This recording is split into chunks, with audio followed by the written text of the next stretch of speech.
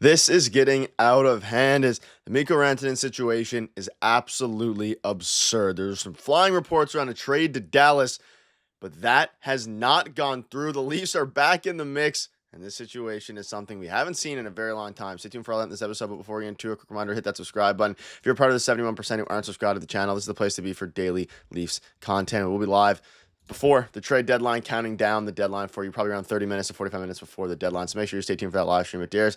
There's a lot to go over today, and it's been a wild 12 hours since our last video, and Brock Nelson got traded. The Leafs were heavily involved in him. You have some other players as well. Rasmus Ristolainen, Brock Nelson, all those guys are still available, but man, oh man, is it interesting. And late last night, Elliot Friedman dropped a bomb about how Mikko Rantanen is getting traded to the Dallas Stars, and then this morning, it seems that trade has completely fallen through. Well, the Stars and Hurricanes agreed to terms on a conditional Mikko Rantanen trade.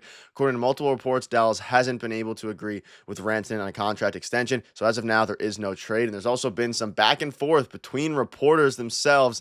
So, Darius, this is absurd is what I'll call it, because it seems like Darren Dreger has come out and said there's no deal between Carolina and Rantanen. It appears Carolina may have to go back to the drawing board. Doesn't mean an extension can't materialize, but it's not there as of now. So this one's very, very interesting. Yeah, and the teams we've heard that are involved are obviously Carolina Hurricanes, who own the rights to Mikko Rantanen. He currently plays for them. The Dallas Stars, obviously, which they have a trade in place, but it really depends on if there's an extension in place. The trade's not going to go through if there's no extension in place.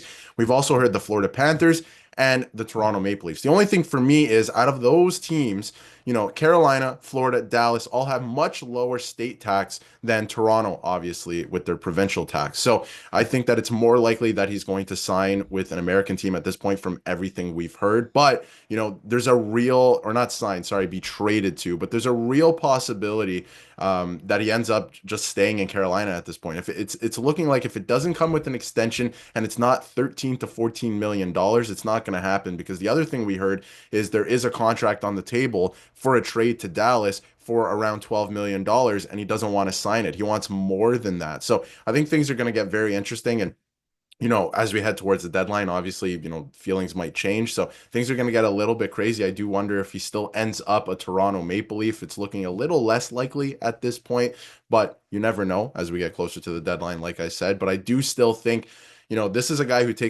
notoriously takes his time signing contracts. And I do wonder if he's holding out to see what the New York Rangers have to say in the summer as well, because there's been a lot of reports about that. So it's going to be interesting, but I think the Leafs are definitely still in the mix at this point. And I think that might be the reason why they haven't made a trade yet, because you're seeing a bunch of guys like, I know Scott Laughton's still out there, but Brock Nelson off the board last night, right?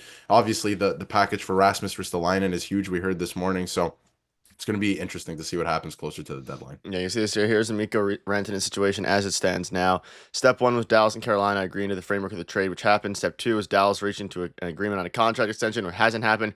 There is no trade without step two being satisfied. So, and I believe there were some rumblings about the number being 12 million that Dallas offered, which isn't close to what Mikko wants. So this has given Brad Treliving a redo card, a chance to actually go back out there and get the player. At this point, I trade for him whether or not you can agree to an extension, simply because, I don't know what else you're supposed to do if you are the Toronto Maple Leafs. And you can see this here. It sounds like other avenues are now being explored on the Mikko Rantanen front. So as it pertains to the Toronto Maple Leafs, in theory, they are back in, though. We don't know if they were finalists. Nothing really came out about that, but nothing came out about any of the other teams besides the Dallas Stars here. And if you're the Leafs and Brad Treliving, you kind of have to pick up the phone and say, okay, what are we going to do here? Because you mentioned it, the prices are high for everybody. Brock Nelson got the equivalent of like Easton Cowan in a first-round pick, which is something that is absolutely absurd with Richie in the 2026 first. So, if you're the Leafs, I wouldn't have done that for Brock Nelson, though. They said that they were far along in talks. That's what reports said. So clearly they had some sort of trade work in. And I would assume maybe at the last second, the Avalanche went out and added Richie. Maybe that's what happened there. But at the end of the day, you have to go out and give everything you can for Mikko Rantanen. At this point, I'd give every prospect. I'd probably give 2 prospects and even a pick at this point for Mikko Rantanen, because the prices are insane. Would I give up Matthew Nyes? Not without a contract extension in place, but it's going to be a crazy 4 hours here, and they don't really have a choice now. The fact that this trade fell through is fantastic news for the Leafs, because they now have a chance to actually get this deal done. Fans are absolutely livid right now. If they don't make any big moves, fans are going to be. And we're also seeing Dylan Cousins, I believe, to get traded to the Senators as well, which, guess what? Another Leafs target. They probably should have got that deal done as well. Now, this is obviously hindsight. There's different at the end of the day, both I know the other team has the wanted trade with the Leafs and what assets they have, so maybe they'll prefer the Ottawa assets. But that would have been a good idea as well. It is wild. Cousins plus for Norris and JBD is seeming what the package is going to be, which is a little bit wild. Yeah, I mean the return for Cousins in that trade is not that crazy, right? Maybe you could have made that happen as well. Bradshaw Living is kind of sitting back. Like I said in a video yesterday, if we find out that they were not in on the Mikko Rantanen sweepstakes at all, this is an absolute disaster of a trade deadline. I know you want to hang on to some assets, you don't want to panic, you don't want to overspend, but everyone around you is doing that and getting better, right? We just saw the Florida Panthers give up their goaltender of the future to acquire a defenseman to win now. We just saw Tampa Bay do the exact same thing, trading away every single first round pick they've ever had, it seems like, in this decade to get better to try and win another Stanley Cup.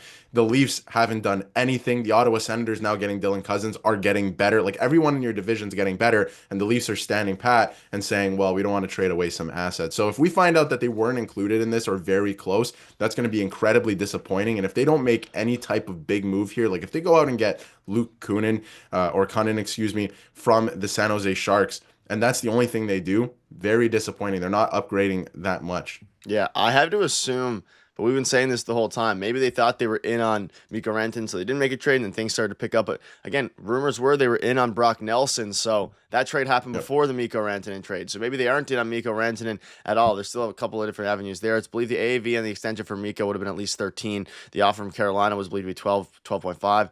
I believe it was Darren Dreger, Pierre LeBrun saying that they offered, I think it was Darren Dreger, said that they offered 12 million, Dallas Stars, Yep. that is, which wouldn't get it done. So very weird situation now. And if you're the Leafs, you can extend him. But even if what it takes is to not get an extension done, we know that at this juncture, he wouldn't even entertain the contract of the Carolina Hurricanes. He told the LA Kings he doesn't want to be there.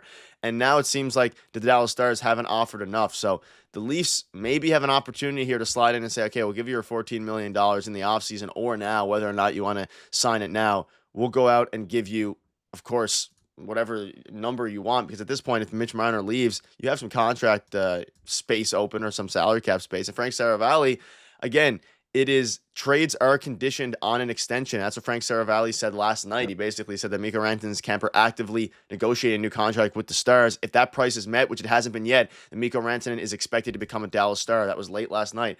The Stars did not meet that number, which I mean doesn't really make a lot of sense to me. If you get the trade done, I just pay them the extra $2 million AAV. I can't imagine it's going to age very poorly. But now the Leafs have an opportunity here, and if they don't step up to the dish, and if they don't want the Leafs assets, fair enough. But if we heard that they weren't willing to give up both Fraser Minton and Easton Cowan at this point, I'd be pretty disappointed. We also have to keep in mind that Mikko Rantanen is essentially asking for $14 million. And is he worth $14 million? More than Connor McDavid right now. Obviously not when Connor McDavid resigns. More than Leon Draisaitl. More than Austin Matthews. Is he really worth that? But we have to start looking at the percentage of the cap. That's what players and their agents are looking at. And in 2 years, if he signs for $14 million, it's the equivalent of like 11.5, 11.8 right now. So is he worth that? Yeah, he's probably worth more than the 9.2 or whatever he's making right now. Obviously, not exactly what he's making right now with retained salary, but his current contract, he's probably worth more than that. So we have to keep that in mind. So I wonder if the Leafs are looking at that and going, it comes, if we extend him, maybe Mitch Marner walks, the money would work out, the salary cap is going up, stuff like that, right? And it would be the equivalent in terms of percentage as $11 million right now. And we have Nylander signed, right? So if, Rantanen's looking for a long-term extension, if he's going to sign for 7, 8 years, it makes sense that he wants 13 or $14 million, like that he wants more than 12 million, because in 2 years, the percentage of the cap that he's making is going to go down, right? So it's going to be interesting to see what, they end up deciding on. If Carolina ends up keeping him, I feel like that's a bit of a disaster for him too, or for them as an organization. So I wonder if the Leafs are still in on it, and that's why things have been so quiet, because that is a huge move. There's going to be a lot of prospects and picks going and flying, and maybe another roster player as well. So it's going to be interesting to keep tabs on as we move towards 3 o'clock. Yeah, we'll keep you up to date with all the latest news. So make sure you hit that subscribe button and let us know down below what your thoughts are on Mikko.